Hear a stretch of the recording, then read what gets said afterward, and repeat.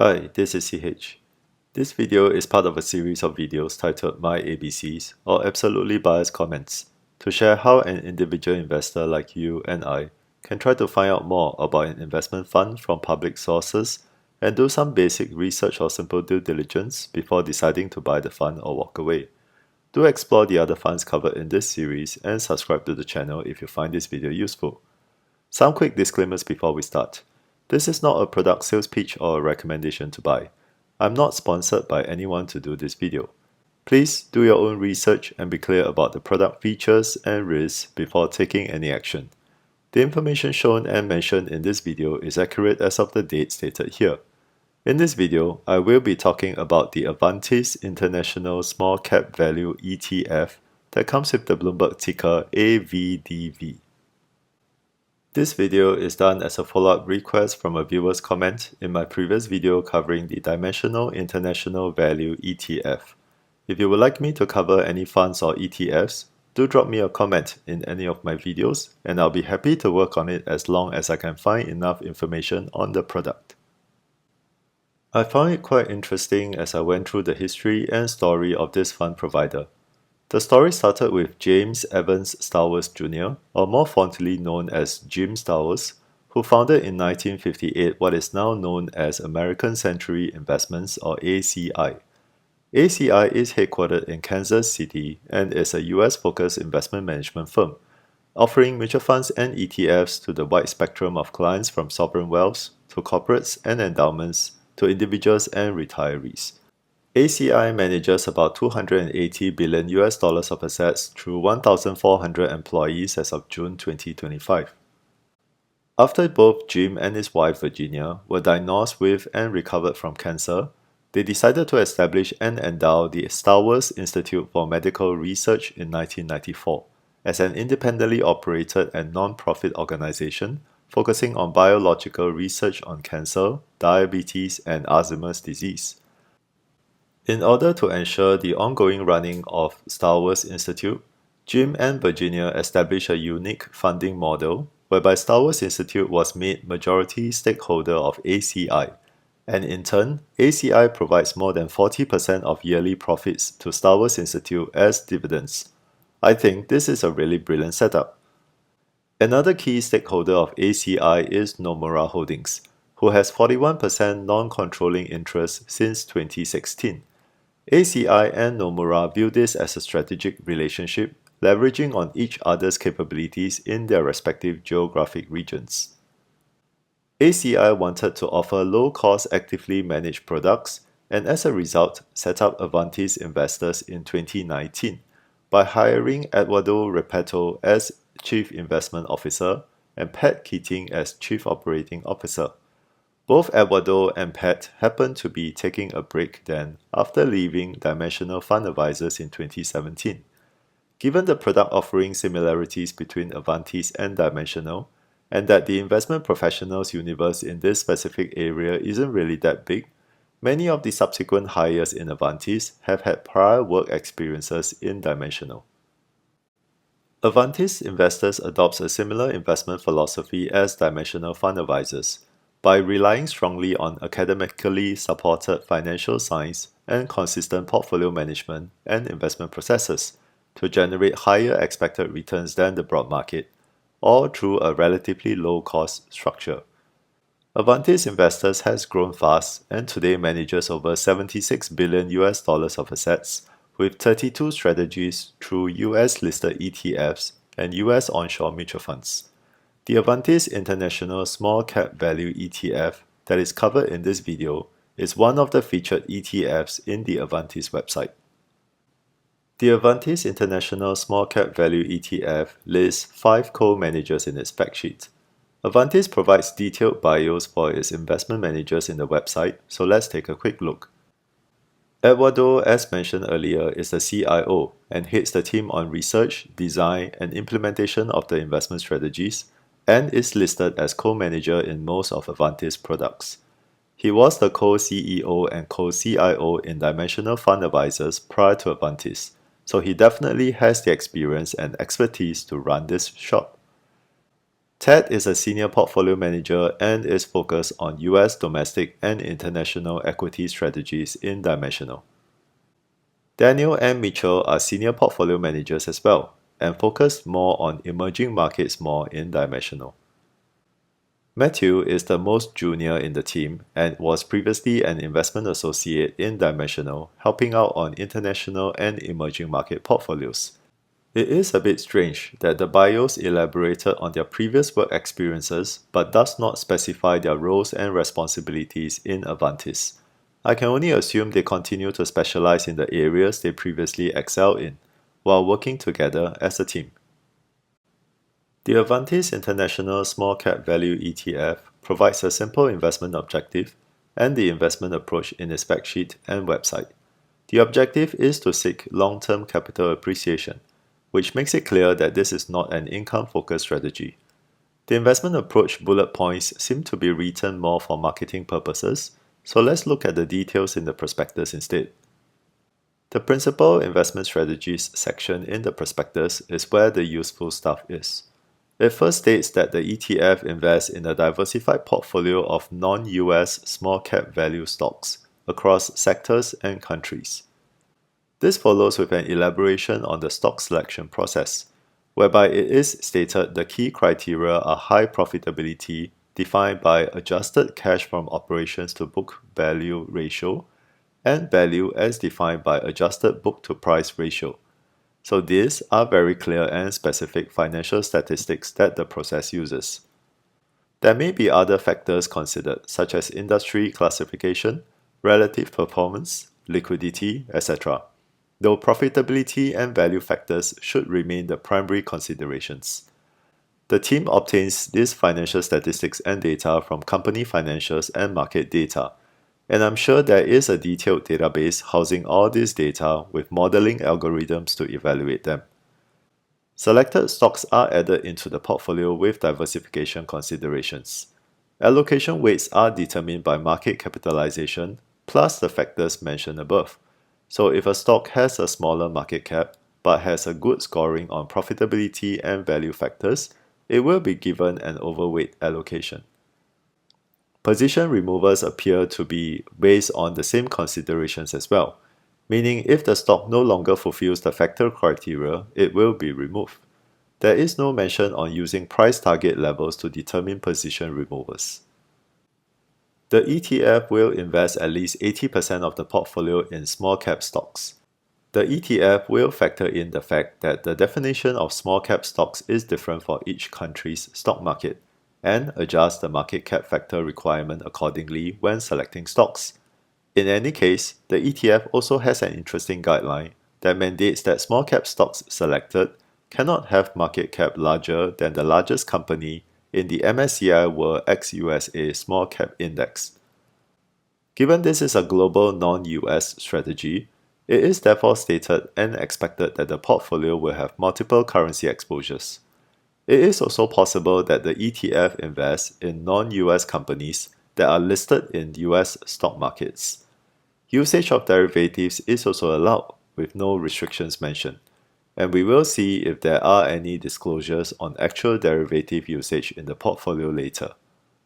Finally, if it's not already clear, the prospectus stresses that this is an actively managed ETF and therefore is not replicating the portfolio or the performance of any index.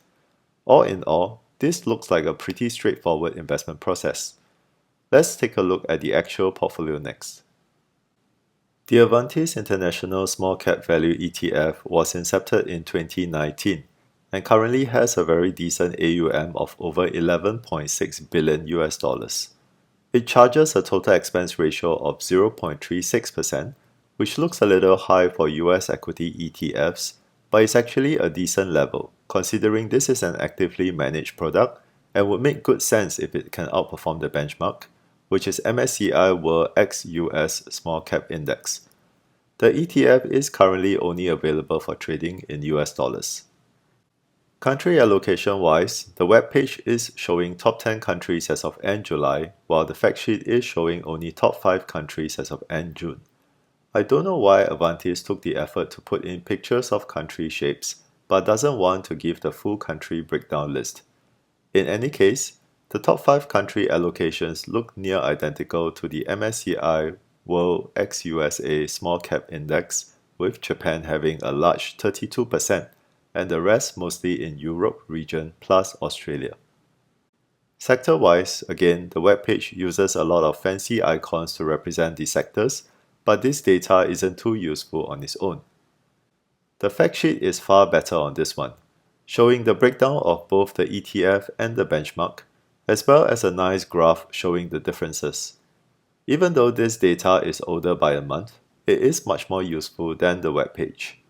Here, we can clearly see the ETF has bigger overweights in materials, energy, and financials, and bigger underweights in real estate, technology, and healthcare. This suggests the ETF is finding more suitable opportunities in the overweight sectors according to its stock selection process, and vice versa for the underweight sectors. We can also see here that the ex-US small cap universe is very different from the usual global or US equity markets that most investors have in their portfolios that contain significant exposure in tech sector and minimal in energy and materials sectors. So this ETF can potentially provide a good sector diversification in such portfolios. The fact sheet additionally provides some key portfolio characteristics and versus the benchmark as well. These cover the main aspects of the stock selection process that are the market cap size, as well as the value and profitability factor criteria. The ETF currently has over 1,400 underlying positions, which looks really massive for an actively managed fund, though this is in consideration of using quantitative modeling strategies that inherently gives more underlying positions than a fundamental research approach, as well as this being a small cap market segment that potentially has higher volatility and default risk, so there is a need to invest in a larger number of stocks to reduce individual stock risk. The ETF webpage updates the underlying positions on daily basis, and the full holdings is available for any investors that wants to analyze the 1,400 positions. There seems to be a soft cap of 1% exposure per holding, though this is not mentioned in the prospectus. The ETF webpage also provides detailed trading statistics that shows the ETF generally trades closely to its NAV and usually with a very slight premium. This consistency is good as it makes trading the ETF more predictable for its intraday price range. One piece of information that was difficult to find is the distribution information of the ETF.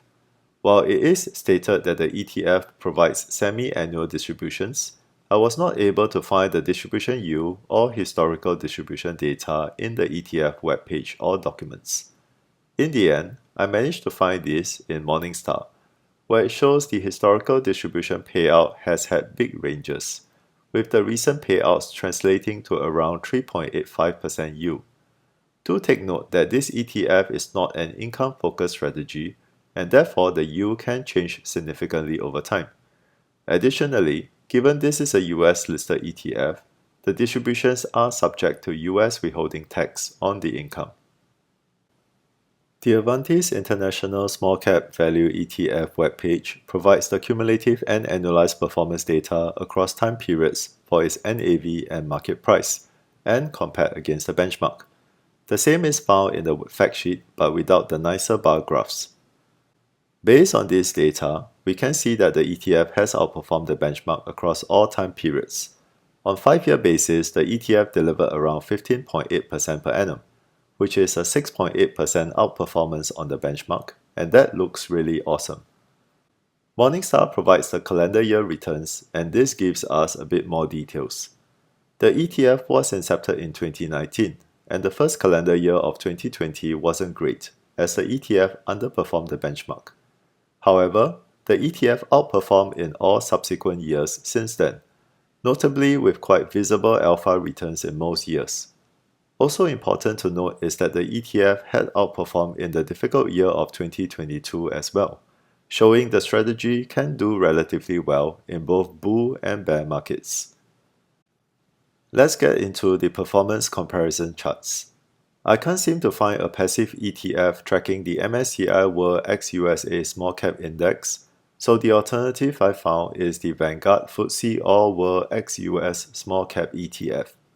Slightly different index, but the coverage is similar. Here, we can see Avantis performing quite close to Vanguard and started outperforming in late 2022, widening the gap quite quickly in the last 2 years. This shows the active management approach in Avantis is working out quite well. How about other small cap market exposures?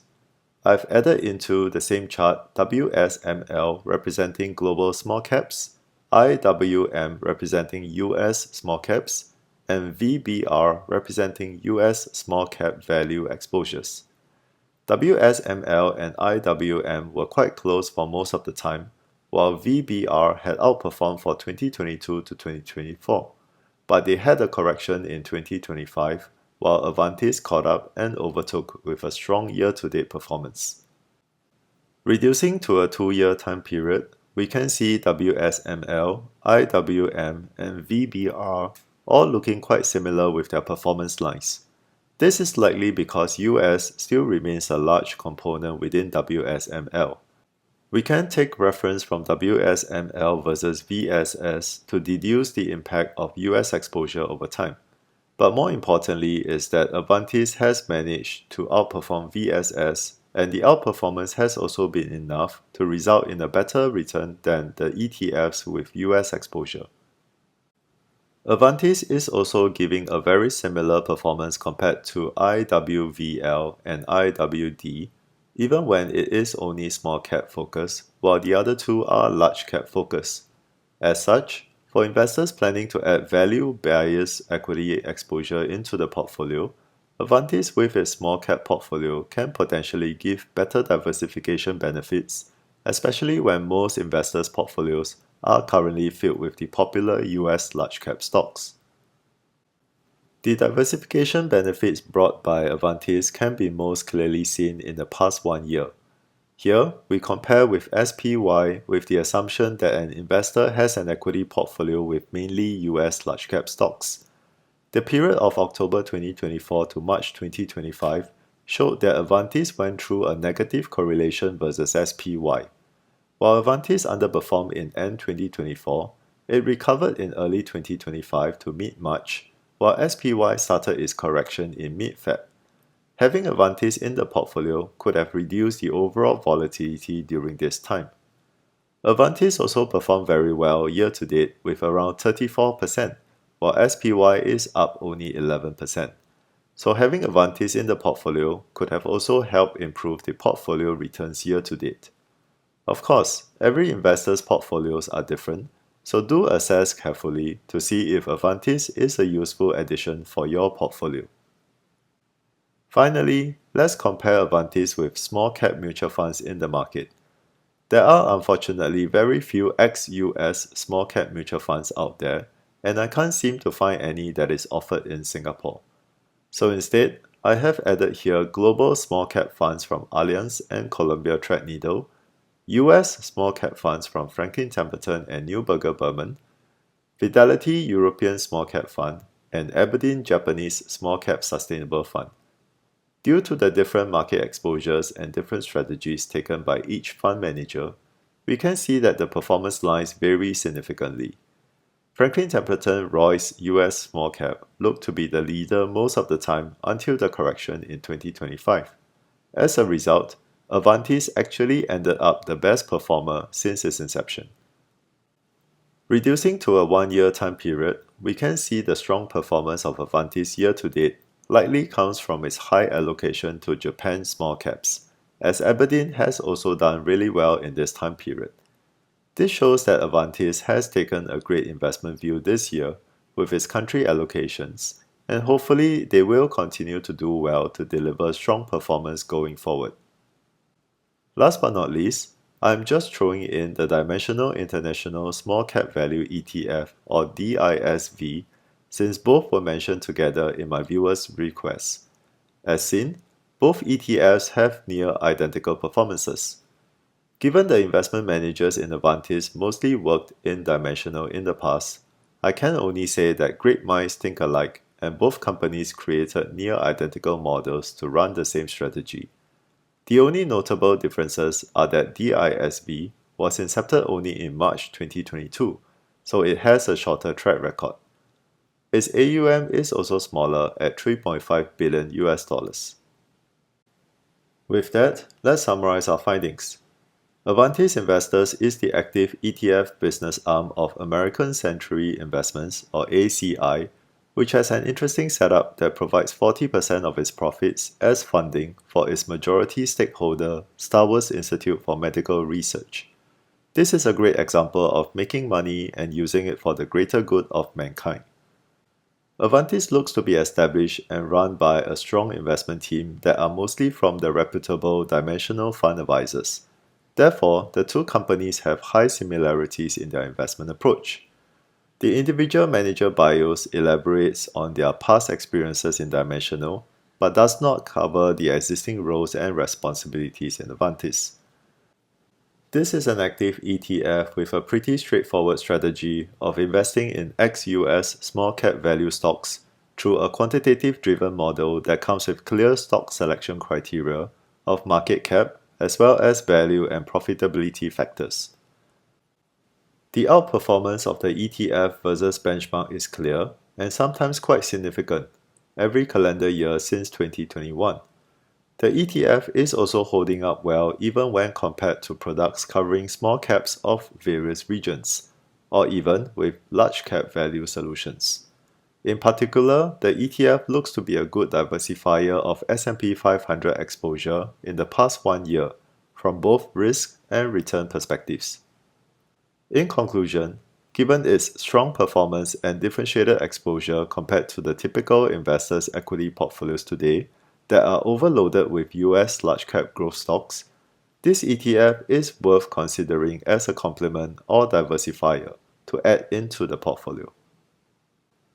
This concludes my absolutely biased comments on the Avantis International Small Cap Value ETF. Again, if you find this video useful and would like to see more related contents, please subscribe to the channel. Thank you and have a great day.